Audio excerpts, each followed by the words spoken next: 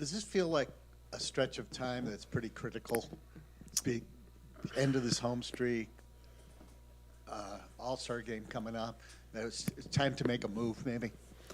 I mean, I feel like every point is critical. I wouldn't really say All-Star is viewed as critical. I feel like that's just a fun thing. I feel like this stretch, this is a big game for us. I think we've struggled in the fact that we're able to play one good game and then we play a bad game, then we play a good game, then we play a bad game. So I think for us is like we got to find a way to be able to stack really good games together. And then we go on the road and, we're on a back-to-back, which is just a challenge in itself. No matter who you're playing, we play Connecticut, then we play New York. So I think Steph's message was, yes, All-Star's coming up, that break's coming up, but our focus is on these 3 games that we have left. So in that sense, I do think it's critical that our focus just remains on the game in front of us. And I feel like that's what everybody in the locker room is doing. Yeah. Hi, Caitlin. Hello. You've had such a spectacular shooting career that the last 5 games have been the closest thing you've ever had to what could be called a slump. For sure. What, from your perspective, what's going on? I mean, I don't think it's anything mechanically or something wrong with my shot. It's just basketball. And I was talking to our player development coach yesterday, and he was like, just sent me a few things of like even Steph going through a slump. I think he was like 27 for his last 70 or something like that. Like the best in the world go through it. And I think that's like where you can find your confidence. And I think the thing I always fall back on is like, I know how hard I've worked. So, this isn't something that's going to last. And the best players in the world go through this. So I feel like I'm getting good shots. And I think that's why it's frustrating, because those are the shots that I make. And I felt like in the Atlanta game, like I was really proud of myself. I felt like that was one of the best floor games I've played, honestly, in my career in the W. And it can be frustrating when your shot isn't going in the way that you want it to. But then like I look at the box and it's like I'm really 4 shots away from having a really good game, a really good shooting game. So that's where you find your confidence. And I know those are shots that I can make, and I'm never going to stop shooting. So, I mean, until I break out of it, I'm just going to keep launching, and that's all I know. And I'm still confident in everything that I can do. Hey, Caitlin. You've known Paige since middle school, AAU. You guys were on the U19 World Cup team together. Is there anything that maybe stood out then about her, whether it be on or off the court, that maybe still reigns true today? I mean, I feel like she's played in the same manner that she, has since she was, whether we were on the U16 team together, U19 team together, whether it was me watching her in AAU. Like she's always just been smooth. She takes what the game gives her. Her midi has always been as nice as it's been this year. She's just like, she just plays way older than she is. Like she's confident, she's smooth, she just does everything at a high level, can score from all 3 levels. And that's how she's always played. And that's obviously translated really well. So, and everybody knew that it would. But yeah, I think it's just that her ability to just be a smooth and go with what the game's going to give her. She's never going to force anything. I think it's always been that, and she's just continued to stay true to that. To piggyback off that, Caitlin, how much, I guess, friendship is there throughout the years, but also what is it like to compete against someone where they're cut from the same cloth as me, they're going to go just as hard as me, they've worked just as hard as me in that For sort sure. of dance? Yeah, I mean, we've always been friends. I wouldn't say like we're best friends and talk all the time. It's hard when you end up going your separate ways and are at different colleges and things like that. And, I've always been a fan of hers and always been supportive, and I watch as much as I can just because I love basketball and I love people that compete and make their team better, and that's what she's always been able to do. So, but I mean, I just admire the way she plays. I admire the confidence she has in herself.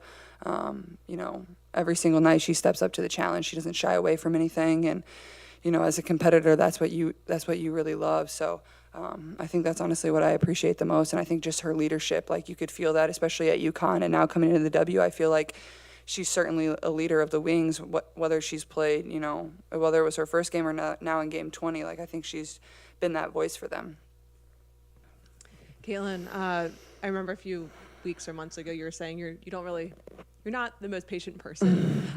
But I guess just given what you went through with the injuries so far this year, given even just like coming back and trying to find your shot, do you feel like you've grown in that aspect? Is it still a work in progress? And like, how's that self-talk? I know you alluded to it with Rachel's question. For sure. How's I that mean, developing?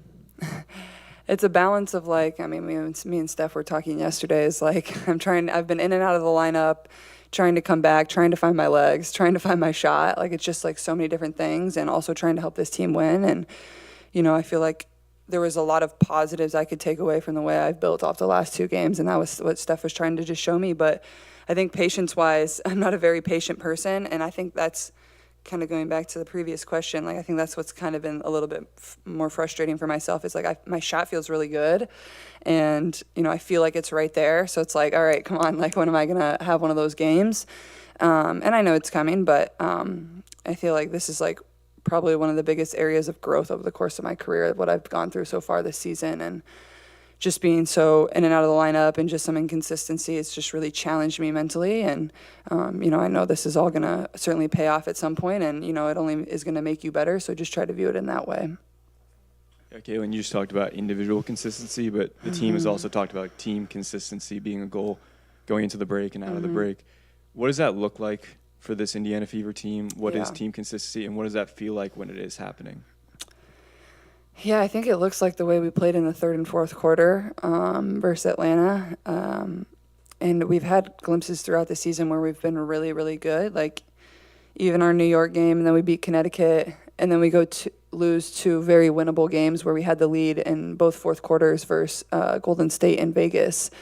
And so I think it's just that mental resiliency in 4 quarters of a game. Like I feel like we have it sometimes for 3 quarters, for 2 quarters, and then we are lax in 1 quarter. And in this league, everybody can beat everybody. I think that's what has been the beautiful thing about the league this year. Like truly from you look top to bottom, anybody can beat anybody. I think it's going to make it the playoff race really interesting. I think once we get into the playoffs, like I don't think there's a clear cut, maybe other than Minnesota and New York, of like who's really going to show out and, make it to the championship. So I think for us is like we have to find a way to build every single night. And I think today is a great opportunity. I thought we responded really well to getting destroyed on our home court, and we found a way to beat Atlanta, which is one of the best teams in this league. And now we play Dallas. Like we have to find a way to play the same exact way that we did versus Atlanta.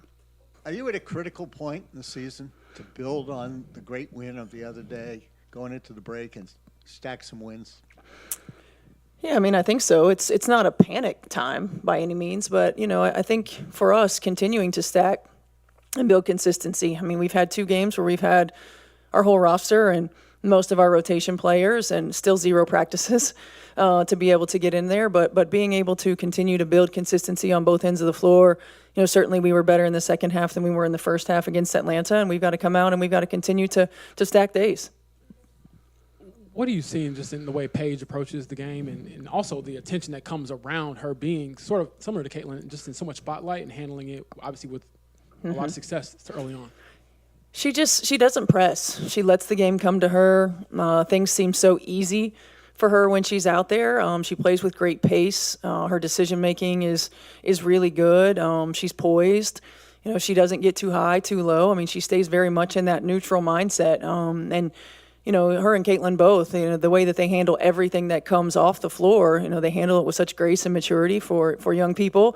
And I think you see that same kind of level mentality on the floor for her.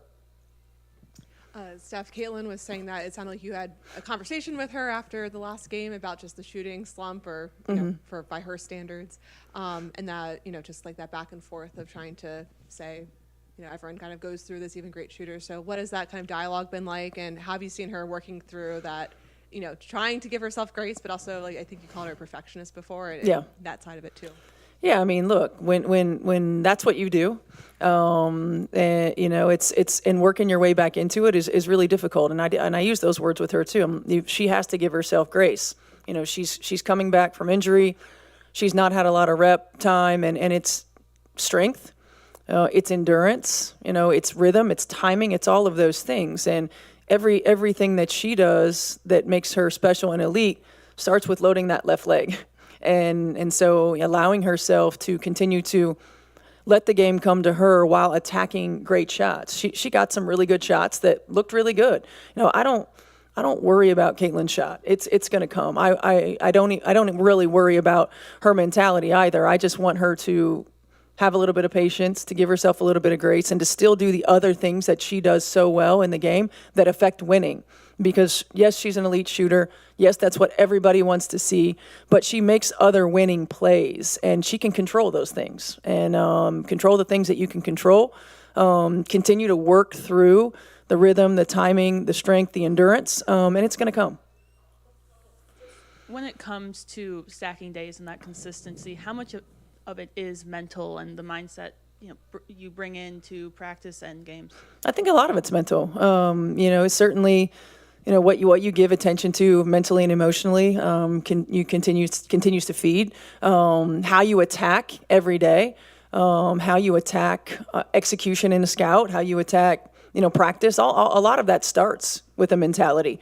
And then you have to go out and you have to work through different things that happen throughout the course of the game. It's not always going to be exactly like we imagine it when we go and put together a scout, or exactly like we imagine it when we go into practice. And then we've got to self-correct, and we've got to find other gears, and we've got to control the things that we can control. Guarding a person like Paige who can affect on both ends of the floor. She had 27, 6 assists, 2 steals, 2 blocks, 0 turnovers.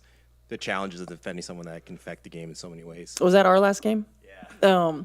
I think first and foremost, we have to try to be disciplined one-on-one, not just with Paige, but with everybody else. They have great guards that can get downhill.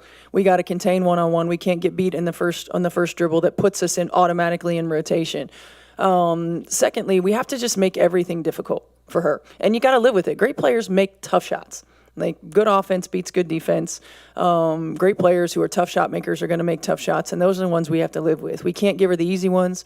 We can't send her to the foul line. We've got to be really, really disciplined when we get her to take tough shots, that we force her to make them and don't get impatient and foul. She sees the floor really well, so we got to try to speed her up a little bit and keep her off balance. It's easier said than done. Alluded to how Caitlin and Paige are role models for a lot of people. I know this is Fever Wings, not just Caitlin v. Paige, but what does a matchup like this do for the league with it growing so rapidly right now? Yeah, everybody wants to see star players. You think about who tunes in to watch LeBron and Steph, right? It's those kinds of matchups, and I think to watch these guys for the first time, going against each other in their WNBA careers is going to be special. I'm thankful that we've got a lot of people that are going to be out there in the stands. We've got a lot of young people that are going to be out there in the stands that can continue to watch the way that they go about their business, the way that they handle greatness. They don't see what they've done to get to this point, but I think both Caitlin and Paige do a really good job of openly discussing that, the work that it takes.